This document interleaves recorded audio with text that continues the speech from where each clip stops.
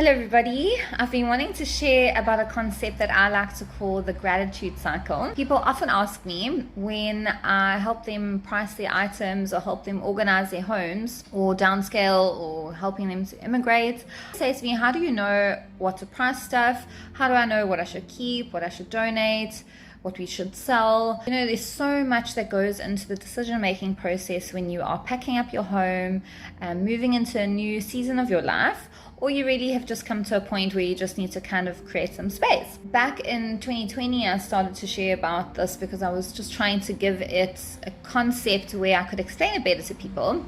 And basically, I would share about the gratitude cycle. And I've been wanting to make a video about this for a long time, but here it is. When you go to the shop and you first buy an item, there was a reason for it. Either it just sparked joy and you wanted to purchase it, or it really was going to serve some kind of fundamental purpose in your life. So you bought the item, you used the item or enjoyed looking at the item for a certain period of time. It was serving purpose in your life for one reason or another.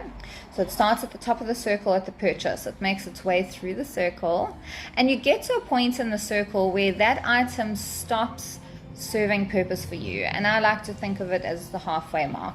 So that halfway mark is that point in time where the item is no longer serving purpose, or when you look at it, it's not really sparking that same amount of joy that it used to when you first purchased it, and it's just kind of starting to feel like it's creating clutter, and as I said, not serving any purpose. Now you get to the point where what do we do with this item? And that's where somebody like me would come in, or you get to the point where you're like, oh, I just want to get rid of this, and you want to give it away. Then goes on the market, we sell it, or you donate it and it goes on to the next person. And it carries on in the gratitude cycle.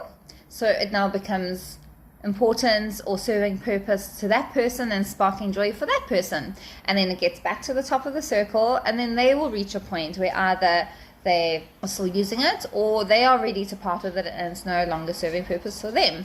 And so sometimes things get thrifted 2 or 3 or 4 times depending on the condition or what the item is. So there's not necessarily an end to the gratitude cycle. It really just depends on the actual item itself. But I really like to look at it like that. And things should be serving purpose in your home. They should be sparking joy. And if they no longer feel like that for you, then you know it's time to part ways with them.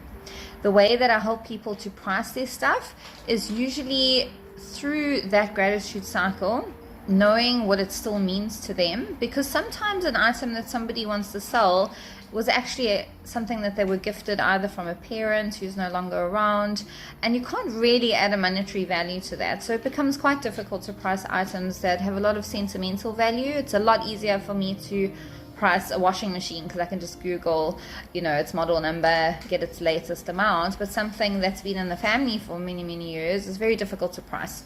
We usually go on an intuition feeling. Also, why I like the idea of the gratitude cycle is because when you start to thrift with a gratitude heart and you want that item to live on and you want it to spark joy for somebody else, and it's no longer serving purpose for you, it's a lot easier to let it go. Because let's face it, we are all very attached to our things. And if there's anything in this life that we should learn is non-attachment. It's so important. Because when your time is done, you are definitely not going anywhere with your cart behind you with all of your stuff.